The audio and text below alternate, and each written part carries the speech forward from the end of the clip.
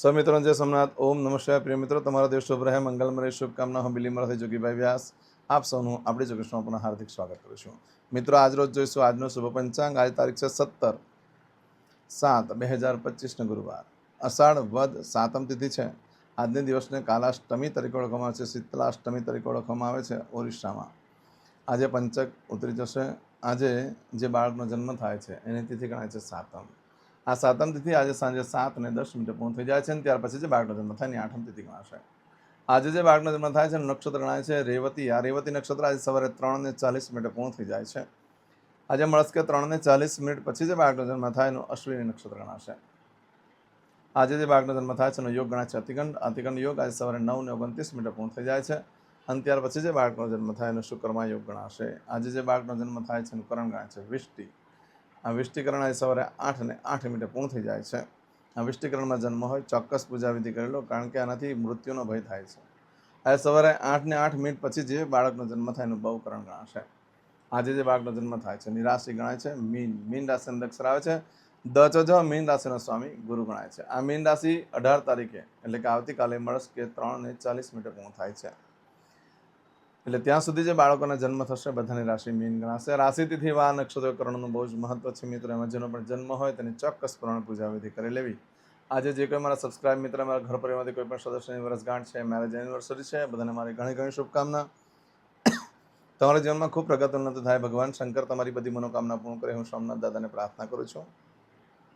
આજના દિવસે સવારમાં ઉઠી પહેલાં આજનું સુકન કરી લો. આખું વર્ષ તમારું સરસ રહેશે. આજના દિવસે મારા સબસ્ક્રાઇબ મિત્ર, મારા ઘર પરિવારમાંથી કોઈ પણ સદસ્ય કોઈ નવું કાર્ય કરવા જઈ રહ્યા છે, કોઈ ઇન્ટરવ્યૂ આપવા જઈ રહ્યા છે, કોઈ નવો ધંધો ચાલુ કરવા જઈ રહ્યા છે, કોઈ નોકરી ધંધો ચાલુ કરવા જઈ રહ્યા છે, કોઈ યાત્રા પ્રવાસ માટે જઈ રહ્યું છે, કોઈ પરીક્ષા આપવા જઈ રહ્યું છે, આજે કોઈ રમત ગમતમાં ભાગ લેવા જઈ રહ્યું છે, આજે કોઈ વિદેશમાં જઈ રહ્યું છે, આજે કોઈનું ઓપરેશન હોય, કોઈની ડિલિવરી હોય, કોઈની સગાઈની પૂજા, કોઈની છઠ્ઠીની પૂજા હોય, આવા કોઈ પણ કાર્ય તમે કરવા જઈ રહ્યા છો તે કાર્યમાં તમને દિવ્ય સફળતા પ્રાપ્ત થાય હું સોમનાથ દાદાને પ્રાર્થના કરું છું.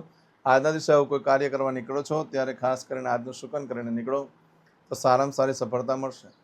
એમ તો આજે ગુરુવાર છે, કોઈ કામ કરવા જવાનું હોય કે એમ જ જઈ રહ્યા છો, આટલું ચોક્કસ કરીને ઘરેથી નીકળો. ગુરુને વંદન કરો.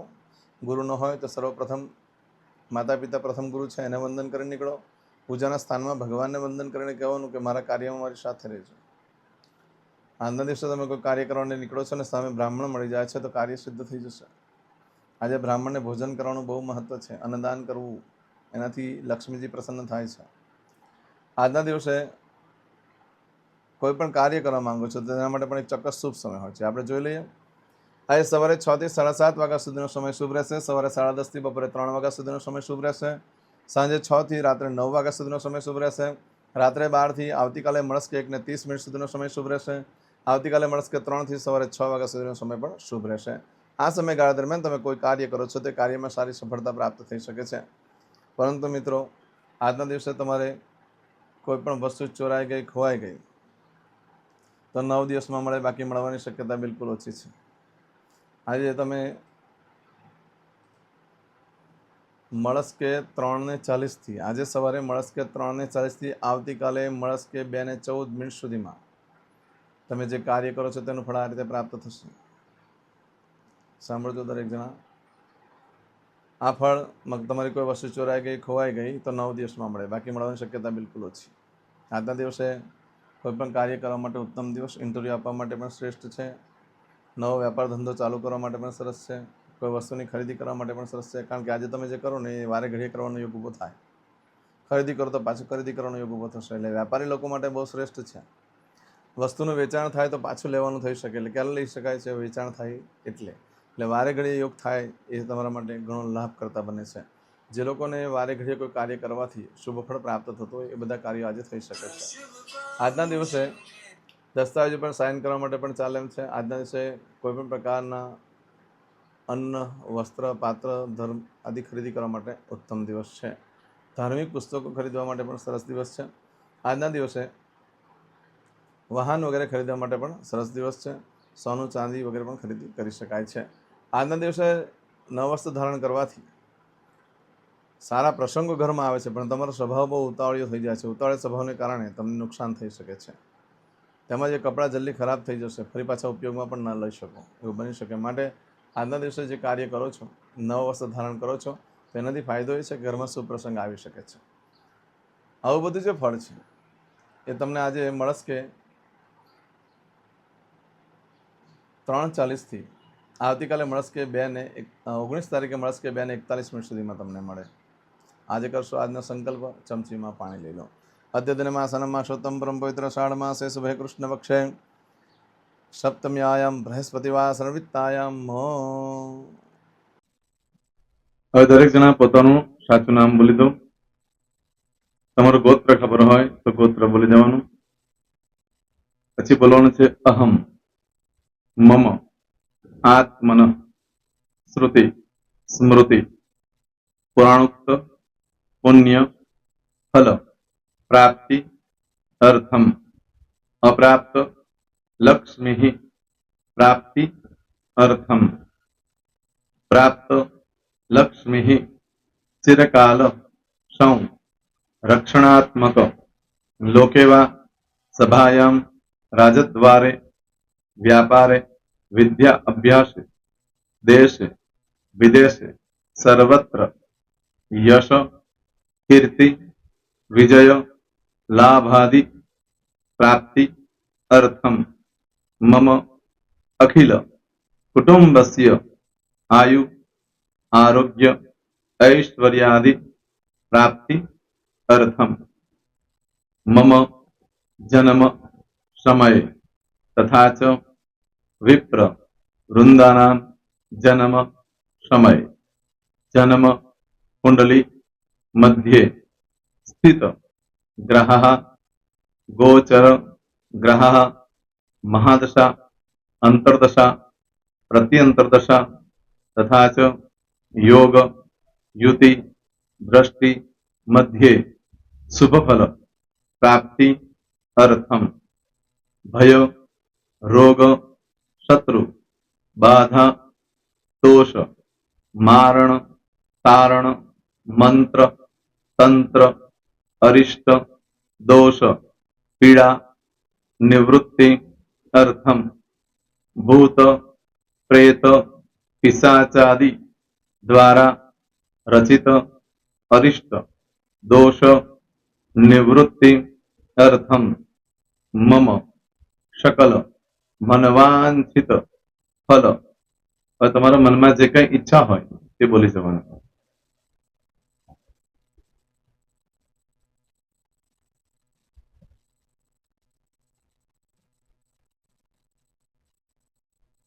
बोलो अनुसारत सकल मनवांछित फल प्राप्ति अर्थम.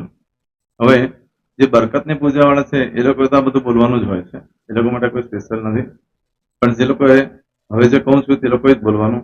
જેના લગ્ન થઈ ગયા હોય એ લોકોએ બોલવાનું છે. મમ દાંપત્ય જીવન મધ્યે સુખાકારી પ્રાપ્તિ અર્થમ પુત્ર પૌત્રાદિ સંતતિ પ્રાપ્તિ અર્થમ. આ સંતાન પ્રાપ્તિ વાળા માટે પણ આવી જાય છે. એમાં દીર્ઘ આયુ આરોગ્ય ઐશ્વર્યાદિ પ્રાપ્તિ અર્થમ. તથા ચ હવે જેના લગ્ન નથી થયા તે લોકોએ બોલવાનું. મમ જટટી વિવાહ યોગ પ્રાપ્તિ અર્થમ વિવાહ પશ્ચાત દાંપત્ય જીવન મધ્યે સુખાકારી પ્રાપ્તિ અર્થમ. હવે જે લોકોને સંતાન પ્રાપ્તિ નથી, જે લોકોને સંતાન પ્રાપ્તિ છે કરવી છે એ લોકોએ બોલવાનું. મમ દાંપત્ય જીવન મધ્યે સુખાકારી પ્રાપ્તિ અર્થમ તથા ચ દીર્ઘ આયુ આરોગ્ય ऐश्वर्यादि समन्वित संतति सुख प्राप्ति अर्थम. હવે જે અભ્યાસ કરી રહ્યા છો છોકરા વિદ્યાર્થીઓ છે તે લોકોએ બોલવાનું છે. મમ વિદ્યા અભ્યાસ મધ્યે ઉત્તરો ઉત્તર પ્રગતિ ઉન્નતિ સાનુકૂલતા પૂર્વક દિવ્ય સફળતા પ્રાપ્તિ અર્થમ. હવે જે લોકો વિદેશમાં જવા માંગતા હોય કે સીટમાં જવા માંગતા હોય, મતલબ ભારત દેશની બહાર જઈને ધંધો વેપાર કરવા માંગતા હોય એ લોકોએ, અથવા વિદેશ જવા માંગતા હોય કાયમ માટે, એ લોકોએ બોલવાનું છે. મમ જટટી વિદેશ ગમન યોગ પ્રાપ્તિ અર્થમ વિદેશ ગમન કાર્ય મધ્યે સાનુકૂળતા પૂર્વક દિવ્ય સફળતા પ્રાપ્તિ અર્થમ. પછી આરોગ્ય વાળા બોલવાનું છે, જેને આરોગ્યની પૂજા આપેલી હોય એ લોકોએ. એમ તો દરેક જણા જ બોલવાનું છે. બોલો મમ આયુ આરોગ્ય ઐશ્વર્યાદિ પ્રાપ્તિ અર્થમ.